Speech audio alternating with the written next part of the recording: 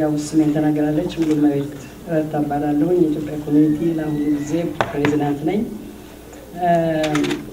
ዛሬ ሁላችሁንም እንኳን ደህና መጣችሁ ላለሁ የኢትዮጵያ ኮሚኒቲ የተቋቋመው እንዲህ አይነቶች ነገሮች ለማካሄድ ነው። ዛሬ የተሰማኝ ደስታ በእውነት በጣም ትልቅ ነው። ምክንያቱም ብዙ ኢትዮጵያኖች መድረሻ እያጣን በየቤታችን እየተቀመጥን ነበር የምናደርገውን ነገር ሁሉ ለማድረግ የምንሞክረው። አሁን ግን ለሁላችሁም ቤት አላችሁ፣ ለሁላችሁም ያላችሁን ታለንት ያላችሁን እንትን የምታመጡበት ቦታ ነው እና እንኳን ደህና መጣችሁ። ኢትዮጵያ ኮሚኒቲ ብዙ ስራ እየሰራ ነው። በአሁኑ ጊዜ የሚመጡትን አዳዲስ ሰዎች እየረዳ ነው። ወጣቶቹ ካልቸራቸው እንዲማሩ፣ ሽማግሌዎቹ መጥተው ያው ባለፈው አይታችኋል ያላቸውን ደግሞ እነሱ የተጠራቀመ ሀብት እውቀት ለእናንተ እንዲያካፍሉ እየተደረገ ነው። ስለዚህ የሁላችሁ ከኛ ጋር መሆን የሁላችሁ ከኛ ጋር መተባበር በጣም አስፈላጊያችን ነው። ስለዚህ ዛሬ እዚህ አውራምባ ታይምስን ባሳየችበት ጊዜ ሴቶቹ ያሉትን ሰምታችሁ እንደሆነ በየቤታችን ተቀምጠን እያንዳንዳችን ልንሰራ እንችላለን። ነገር ግን አንድ ጋር በመሰብሰባችን ደግሞ የበለጠ እንሰራለን። ስለዚህ አንድ ጋር መሆናችን፣ ወደኛ መምጣታችሁ፣ ሜምበር መሆናችሁ፣ ይህንን ኮሚኒቲ መርዳታችሁ ለሁላችንም ኢትዮጵያኖች የሚጠቅም ስለሆነ እንግዲህ ዛሬ ላዘጋጁት ለእነኚህ ወጣቶች በጣም ምስጋናዬን አቀርባለሁ። እግዚአብሔር ይስጥልኝ። I am welcoming everybody. There are some people who are not speaking Amharic, and I welcome you today to our community. This is the second, like she said, we are celebrating Women's Day, and it's very exciting for the community to do this and enjoy. Thank you very much. Thank you, Dad. Next, we have Fasaha Hailu. Fasaha loves writing Gitam and has been writing for over 20 years. He first began writing Gitam while working at Kabale Art Group. Fasaha says he loves writing Gitam because he likes that he can describe his inner feelings in a mysterious way. Please welcome Fasaha. እንደምን አመሻችሁ።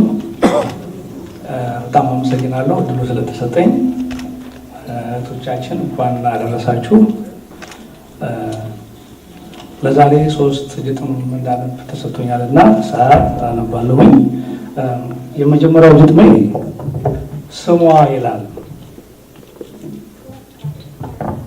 የጀንበር ጥላናት የፍቅር ፀሐይ ስትወጣ ስትጠልቅም በልቤ ሰማይ ትማርከኛለች ሳላውቃት በመላ በናፍቆት ጎረቤት ፍቅሬ የኔገላ በአይኔ ተንከራታ በተስፋ ተስላ ህዝነ ነፍሴን ወስዳ ብጭቅጭቄን ቀዳ ሳለው ያገር ቤት ትልቅ ራይ ወልዳ አሳድጋለች በምልቻ ላቅሜ ኑሮና ምኞቴ ሳይገጥሙ ከስሜ ደጃፏ ደርሼ መሬቷንም ስሜ እንዲያ የሞትኩላት በአይነ ስጋ ሳያት የመልቷ ገጽና የውስጧ አመሏ ነጭ አንሶላ ላይ የተደፋ ቡላ ሆነና አመሏ ጥልቁ ባህር ስሟ በልብ ምኞት ሳይሆን ውበቷን በነካ አየውላት ይው ችን አሜሪካ።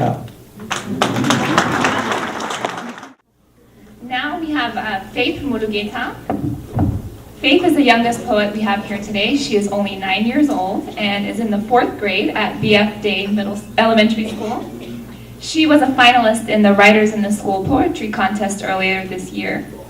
She will read for us a poem that led her to be a finalist, titled Where I Am From.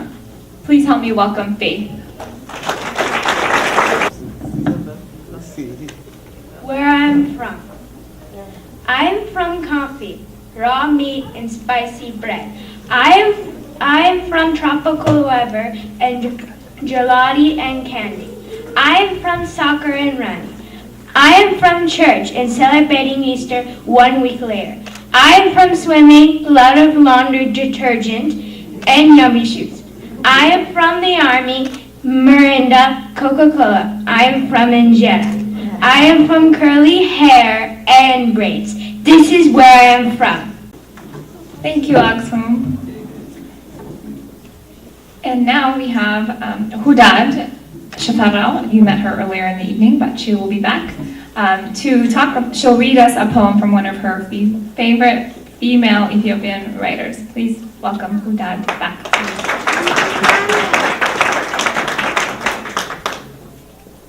ሰላም እንደገና ዛሬም ማነብላችሁ ባለፈው አመትም እንዳነበብኩት ከዓለም ፀሐይ ወዳጆ ግጥሞች ውስጥ አንዱ ነው። ዓለም ፀሐይ ወዳጆን ብዙዎቻችሁ ታውቋት ይሆናል። ኢትዮጵያ ውስጥ በተዋናይነት ለብዙ ለምንወዳቸው ዘፋኞች ደግሞ ለምሳሌ እንደ ሙልቀን አይነቱ አብዛኛዎቹ ለዘፈኖቹ ግጥሞቹን የገጠመችለት ዓለም ፀሐይ ናት።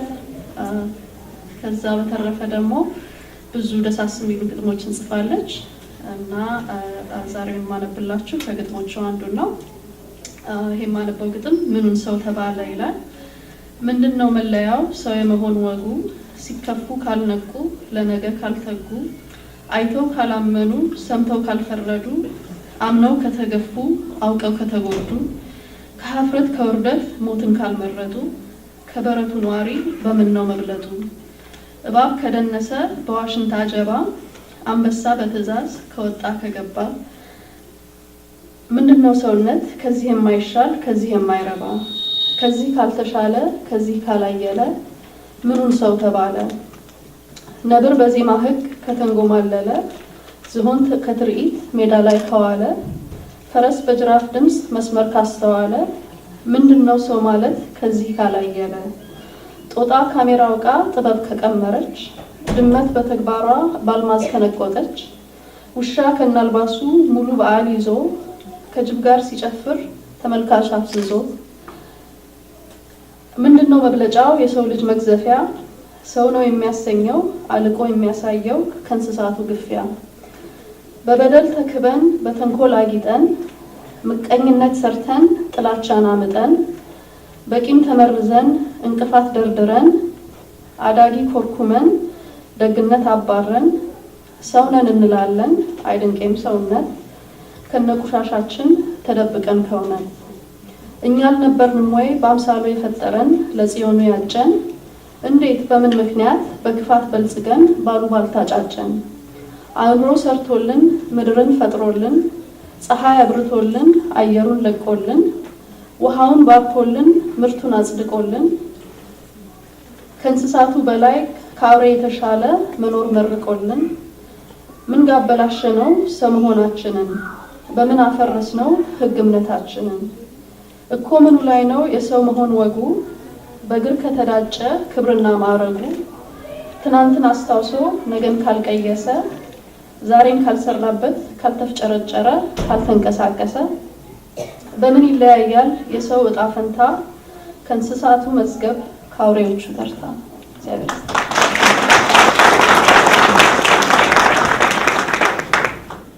የዋሂቷ ሔዋን ነው የሚለው ለአዳም ተፈጥራ የዋሂቷ ሔዋን ሳይ ብቸኝነቱን አይቶ መከፋቱን ቸረው ከጎኑ ላይ ፈጠራት ሔዋን በግፍ ተሰጣቸው ምድር እንዲገዙ ከአንድ ፍሬ በቀር ባፋቸው እንዳይዙ ሁሉ ተገዛቸው ወፍ ሳይቀር ቅጠሉ መች በዚህ ስልጣን መች ብዙ ቀጠሉ ያክፉ ሲመጣ በባብ ተመስሎ ዋሸ ብዙ አወራ እንድታምነው ብሎ የዋሂቷ ሔዋን አመነች በቶሎ በልተው ተባረሩ ከተፈጠሩበት ከዛ ምድረ ገነት አዳም ብዙ አይክፋ በክፉ ማታንሳት መች በክፉ አስባው የጠቀመች መስላት ዘላለም ልትኖሩ ከጎን አትለያት ምድርስ ብትወርዳት መች ትለይሷ ቋሚና ጠበቃ በተመስላ አረሷስ ሚስትህ ናት ጠባቂ ጀርባህን አትርሳናትህን አልባሽ አጉራሽን አዳም ባክህን አክብራት ሔዋንን የዘወትር አጋርህን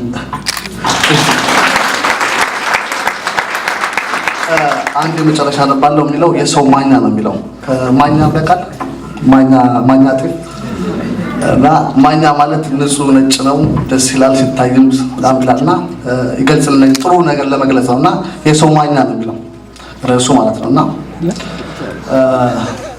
ሲጀምር እንትን ነው የሚለው ሀገሬን እናቴን ብናፍቅ ምትክ የላትን መልበር ቢያስቸግረኝ የሰውን ሀገርን ፈልጌ ቢጠፋ ከሰው አንድ ማኛ አማርኛ አጠፍቶ ሲወራ እንግሊዘኛ በሰው ተከብቤ ሰው ዋጣ ከጎኔ እያልኩ አለቀስኩኝ ወገኔ መች ሰምቶኝ አገር ሰው ጮቴን በቅርቡ ብለውኝ አልፋሉ ትለምዳለህ አቦ ውሰዱኝ አልኳቸው ሰው ወዳለበት ዘር ሃይማኖት ቋንቋ አድሎ የሌለበት ብዬ በነገራቸው ደፍሬ ባወራ ብለው ተሳለቁ በሀገራት ትውራ ከሀገር ከወጣ መራራት የለ አበሻው እንደሆነ ቢዚ ሆኖ ሳለ ከሰው እንዳጠብቅ የለ ካንተ ኋላ ማኛ ሰው እሷ ናት አጠብቅ ከሌላ ብለው ሲነግሩኝ ዞር ብዬ አሰብኩኝ አራሽ አልባሽ አጉራሽን ዞር ብዬ አየኋት የሰው ማኛ የለም ለካ ከሷ ሌላ እናቴ ብቻ ናት አንድ ከሰው ሌላ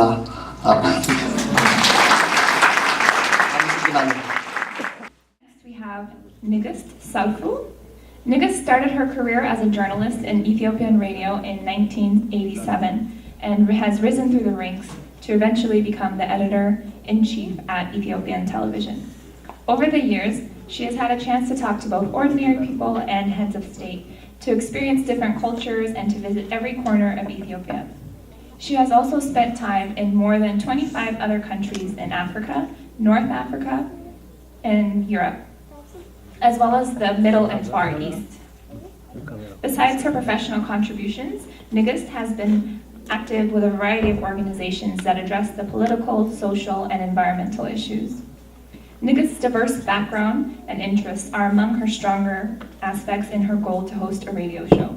She was born in Addis Ababa and grew up in different parts of the country, moving with her family. She completed her secondary education at Ambo High School and joined Addis Ababa University, where she majored in foreign language and literature. She later went on to receive her master's degree in gender studies from the same university. Nigist will be speaking about her female Ethiopian hero. Please welcome Nigist.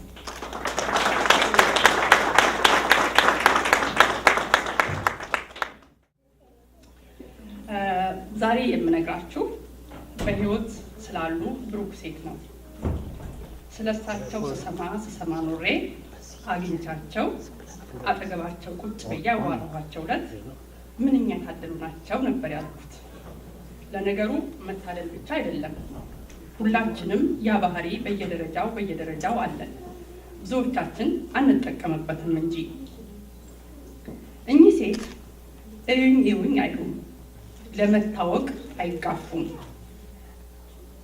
ላዩት የሰው ልጅ መከራ የሰጡት ምላሽ ራሳቸውን አሳልፎ ለሌሎች መስጠት ብቻ ነው። ሰው እንዲያውቅላቸው፣ እንዲያሞካሻቸው፣ እንዲከተላቸው አይደለም ያደረጉት። በመደበኛ ትምህርት እዚህ እኮ የደረሱ ናቸው ባይባልላቸውም ልባቸው ብሩህ ነገር የገባቸው ናቸው። ይልቁንስ ህይወታቸው መጽሐፍ ሆኖ ቢነበብ መልካም ልብ ከሌላ ሰው የሚገዙት ወይም የሚበደሩት ወይም የሚያገኙት ሳይሆን የራስ የሆነ ለሌሎች የሚተርፍ የሌሎችን ህይወት መለወጥ መሆኑን ሳይናገር ይቀራል። ከዚህ ዝግጅት አስተባባሪዎች ሰላማዊትና ዳኙም እስኪ አርአያ ናቸው የምትያቸውን ሴት ትንሽ ተናገሪ ሲሉኝ ወቸው ጉድ እናቴ ናታ ብዬ አሰብኩ። ጥያቄ የለውም፣ ለእኔ ዋና አርአያ እናቴ ነበረችና ነችና። ግን ደግሞ እማዬን ሌላ ሰው አያውቅልኝ። ኦኬ፣ እንግዲያውስ ጋዜጠኝነት ያሳሰቡኝን ሰዎች አሰብኳቸው። እነሱም የኔ ብቻ ሆኑብኝ። እሺ፣ በኢትዮጵያ ቀደምት ታሪክ ውስጥ ቁልፍ ቦታ ያላቸው ሴቶች ብዬ አሰብኩ። እነሱ ደግሞ እንደ ጉድ ገዘፉብኝ። አይሆንም፣ መመዘኛዎችን ቀያየርኩ። የዚህ ዘመን ኢትዮጵያውያን ሴቶች ምን ያጥረናል የሚለው ቀረ። የሁሌ መልሴ ተሳትፎ የሚለው ነውና ወደዚያ አተኮርኩ። ተሳትፎ በብዙ መንገድ ይገለጻልና አንዲቷን ሰበዝ መምዘዙን መረጥኩ። ሰበዝ የማውቅ ሰው አለ? ታውቃላችሁ አይደል? የበጎ ፈቃደኝነት ሰበዝ አገኘው። በእንግሊዝኛ ቮለንተሪዝም የሚሉት ነው ማለት ነው። አዎ፣ በጎ ፈቃደኝነት። ያኔ ነው በሙሉ ያዝኳቸው ታዋቂ ሴቶች ዝርዝር ተራግፎ ጥቂት ታዋቂ ሰዎች ብቻ ይቀሩኝ። እኚህ ሴት በጎ ፈቃደኝነት ብቻ ነበር ሀብታቸው። አሁንም ይኸው በጎ ፈቃደኝነት ነው አቅማቸው። ፒክቸራቸዋለን መሰለኝ። እጅ ሴት ጤና የላትም ምን ያጃጅላታል ብለው አልሳካላቸው ሲላቸው እረ ምከሩልኝ ምን እየሆነች ነው ብለው ለዘመድ ለወዳጅ ከነገሩ በኋላ አንቺም እንደተጠርጥርሽ እኔ ምን በወጣኝ ነው ያሏቸው ባላቸው።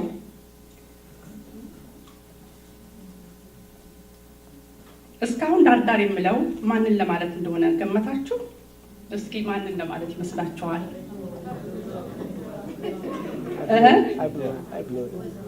እዚህ ጋር ተቀምጧል። የአበበች ጎበና ህይወት ለአንዴና ለመጨረሻ ጊዜ የተቀየረው የዛሬ 40 ዓመት ገደማ ግሼን ማርያም ለንግስ ሄደው ነው። ያ ዘመን አካባቢ ከፍተኛ ድርቅና ረሃብ ያጠቃው ዘመን ነበር። ትዝ ይላችኋል? ዓለም እስከ ዛሬ ድረስ አቆራኝቶን ያለው የ1966ቱ ድርቅ መመገቢያ ጣቢያ ቢጤ ነበር። ረሃብ አጽሙን ያስቀረው በሺህ የሚቆጠር ህዝብ መሃል መራመድ እንኳን አይቻልም ነበር ይላሉ ሲያስታውሱት ወይዘሮ አበበች። በእጃቸው የያዙትን ዳቦ እየቆራረጡ ማካፈል ያዙ። አንዷ ሴት ጋር ሲደርሱ ግን የለችም፣ ለዘላለሙ አሸልባለች። ጡቷ ግን ይጠባል። ቀና ሲሉ ካጠገባቸው ለስራ የሚንቀሳቀስ ሰውዬ ሾፌር ነው። አዩ። ምን መሰላችሁ ያላቸው? ልጅቷን መሞቷ ስለማይቀር የሁለቱንም አስከሬን በወስድ ይሻላል ብዬ እየጠበቅኩ ነው ያላቸው። አበበች ምድርና ሰማዩ ተገለባበጠባቸው። ግን ደግሞ ቆራጥ ውሳኔ ወሰኑ። ይሄማ አይሆንም አሉ። ልጅቷ እስክትሞት መጠበቅ የለብንም። አንስተው እቅፍ አደረጓት። ከዚያም ይዘዋት ወደ አዲስ አበባ። ቤታቸው ብዙም አልሰነበቱም፣ እዚያው ተመለሱ። ይሄኔ አንድ ወይ ሁለት ብቻ አይደለም ይዘው የተመለሱት፣ 21 ሌላ ይዘው የተመለሱት። የአንድ ሰው ፍቅር የተሞላ ልብ ምን ያህል ግዙፍ ለውጥ ማምጣት እንደሚቻል ማሳየት ጀመረ የአበበች ህይወት። ያው እንደምታውቁት በምንም ቅርጽ ይምጣ በምን ፍቅር ነውጠኛ ነውና 22 የነበሩትን ልጆች 200 አደረሷቸው። ይሄኔ ባል ማለት ጀመሩ እየከፋቸው። ወይዘሮ አበበችም ማለት ጀመሩ እየተደሰቱ። ለካ ሰው ማትረፍ ይችላለሁ እያሉ ነው። ያኔ ነው ትዳራቸው የፈረሰው። ኑሮሽን ወይ ልጆቹን ምረጭ ተባሉ። ቅር ብሏቸው ሊሆን ይችላል አበበች፣ መጽናኛ ግን ነበራቸው። እናም ልጆቹን መረጡ። ዛሬ ወይዘሮ አበበች ከ12,000 የሚበልጡ ህፃናት እናት ናቸው።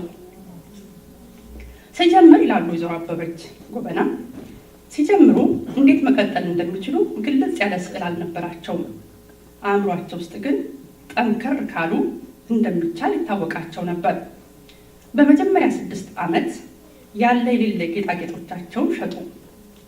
ቀሚሶቼን እየቀደድኩ ለትንንሽ ልጆች እንዲሆን አደርገው ነበር ይላሉ። ሀብታም የሚባሉ ሴት እንዳልነበሩ ያህል እፍ ያለ መሬት ላይ መተኛት ነበረባቸው።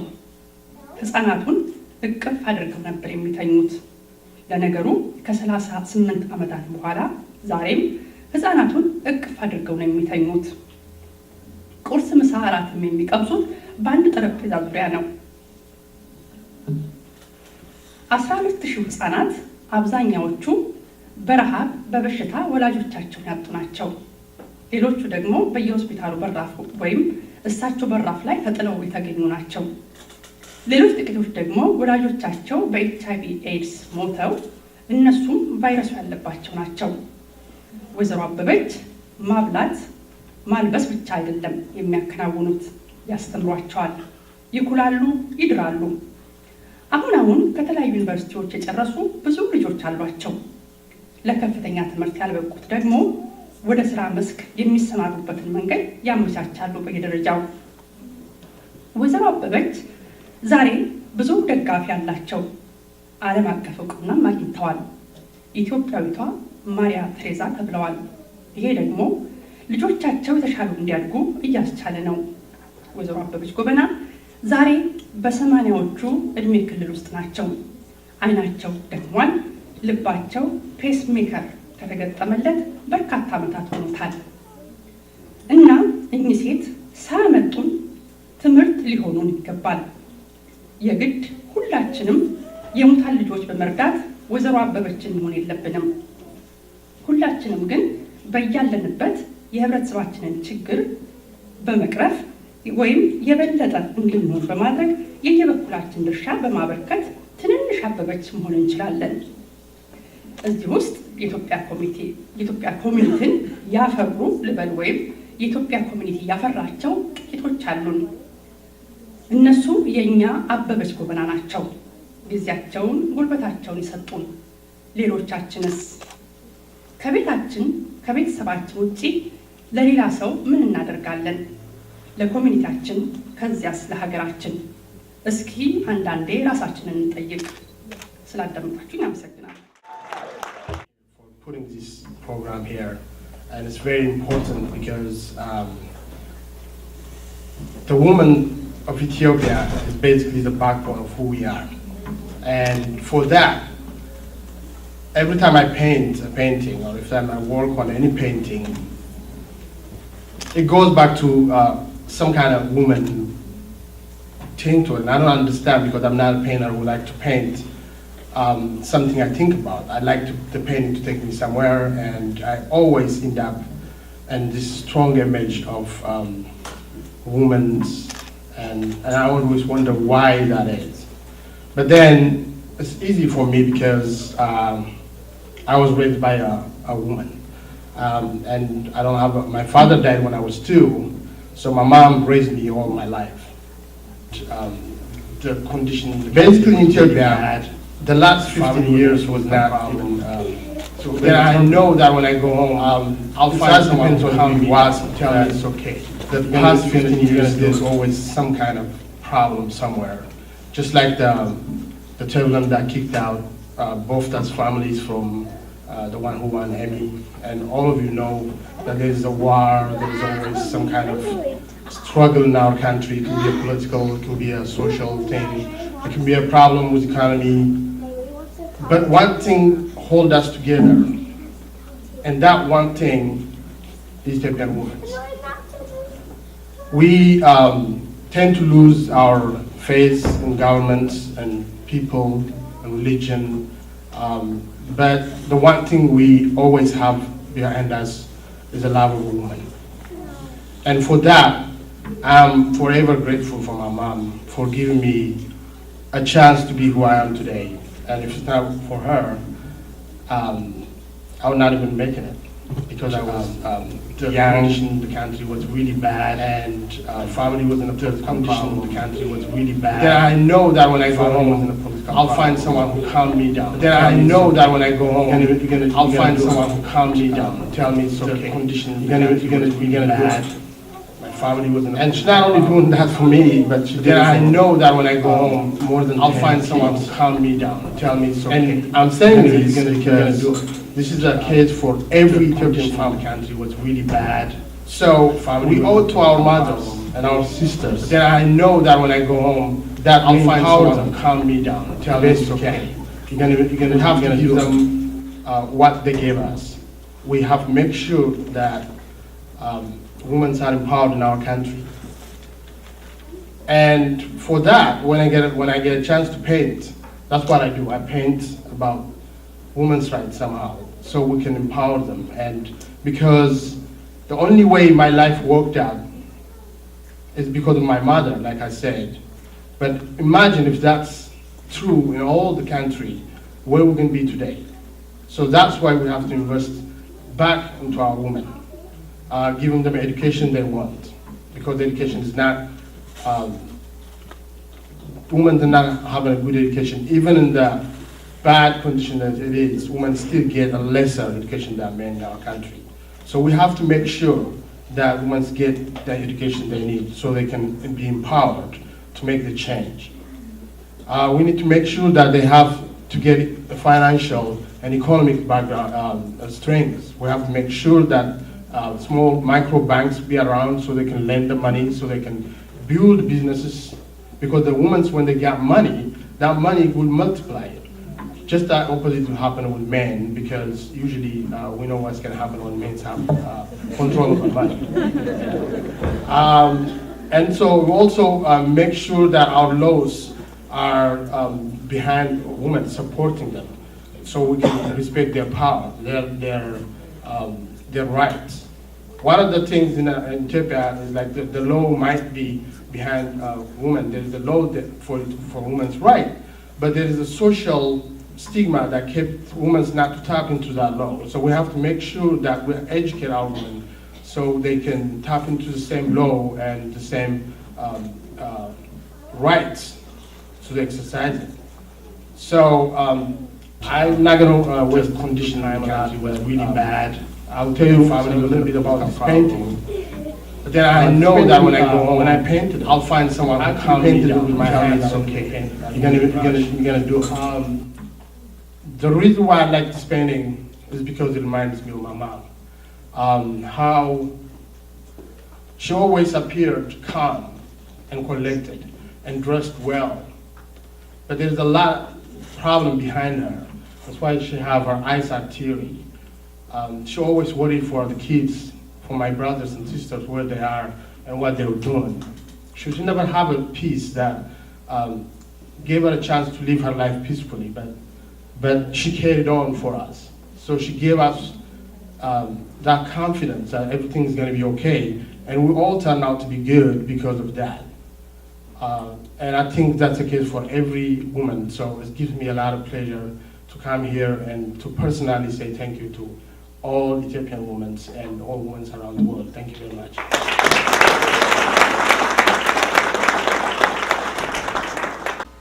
Dear daughter, you may turn out dark, tough like my own father, your skin shining darker than a summer night. Or like your grandmother, you'll have milk chocolate skin and quietly carry the world on your back.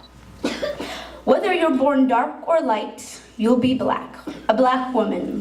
Dear daughter, as far as the world sees, you are weaker than the weak. Emotional, at best you are pretty, awaiting the care of a man. This world thinks and knows you, decided your fate for you. They read your story and closed the books as if their well-being depended on you not knowing yourself. They put you in colorful boxes, black, minority, female, and they'll say that you're fragile, vulnerable, disadvantaged. Honey, don't believe these people. They know nothing of your kind. The resilient in your eyes mirrors your ancestors, bearing swords in the face of tanks. Bravery is built in your bones. Humility flows in your blood. You have the skills to take mountains and carve out a church. So I promise I'll find you a name that fits. How about Ayanish? Like the mighty, the strong. Don't be mistaken. These people misnaming you, shoving you in boxes are not your enemies. In fact, they're your brothers and sisters. They're just confused. Believing your demise protects their world. Don't be confused with them, dear daughter. March them out of darkness. You are the soldier they need. They'll try to save you. Politely remind them that they're the ones in crisis. So, dear daughter, when they say you're black, tell them in fact you're bright orange, you're the sun. When they say you're a minority, show them a map because the numbers in the pictures say otherwise. When they say you're disadvantaged, say to them, let's change that. That is a deathbed and you don't plan to sleep on it. All right, now I'm gonna come up.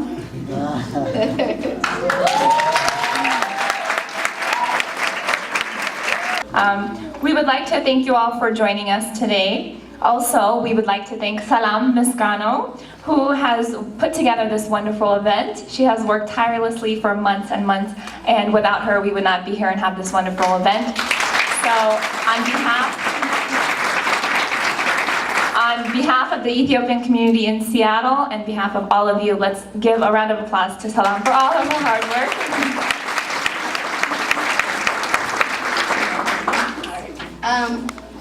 We also just wanted to thank a couple more people. First, we want to thank the Ethio Youth Media TV for being here and capturing the event, as well as Weza Roberto Kwan Takasta, who was here with the wonderful Bunna. Fasika, who is the painter. If you guys look on your left side, there's a couple of paintings there. He is the artist for that. As well as the photographers. There's been a bunch, but we had Fitsum, who's also my sister, who was here taking pictures. As well as all the people in the ECS support group who've been here since pretty early today, trying to set up, and even before, just trying to get all the artists together and all that stuff. So it takes everyone to make an event like this happen. So I just want to say thank you to you all. And then, of course, I want to say thank you to Naomi for being an amazing host. Can we give her a hand, please? You did a really great job. We really appreciate it. I just have a very short message. As a female poet, especially as an Ethiopian poet, I feel like I would have liked to see more poets out here, and I know there's, even in the audience, there have been a lot of writers that I know you guys are out there. So just know that this space is for you. So next year, when this is being organized, this is your space. You don't have to ask for permission. You don't have to know anybody in the Ethiopian community center. This is your space. So definitely get in contact with whoever is organizing it at that time. And so I really want more women to own this space. And that's really what I'm really interested in. So yeah, please do that. Thank you, Salam. Again, we would like to thank you all for joining us today. We would also like to invite you to become members of the Ethiopian community in Seattle. Our members are the ones who enable us to put together these types of events. So if you enjoyed yourself tonight, we really urge you to join us and become a member of the Ethiopian community in Seattle. We have membership form applications for you in the back. Also, there is an event, I'm not sure how to say the name, Adze Tedros is going to be celebrating the 145th year. That's going to be held here on April 13th at 10 o'clock. At 1 o'clock, sorry, at 1 o'clock. This is not put on by the Ethiopian Community Center, but it will be held here. So you are invited to attend. In addition, on Saturday, April 20th, from 10 to 4 p.m., the Ethiopian Community Center will be having a health kind of center, health fitness. It's going to be sponsored by Cancer Care Alliance and Swedish Hospital, and there's going to be mammogram screening for cervical cancer, HIV testing, dental health checkups, mental health checkups, and it's all free of charge. So we encourage those of you who need this service or know of someone who needs this service to come in, or bring your parents or other people in your community. No insurance required. So if you are interested, the information will be in the back, and the phone number that you can call for the mammogram and cervical cancer screening. You do have to call ahead and let us know that you will be wanting those, and the number that you can call for that is 206-325-0304. Again, this information will be in the back. Again, thank you so much for joining us today. We really hope you enjoyed it, and we hope to see you next year. So please consider being a member.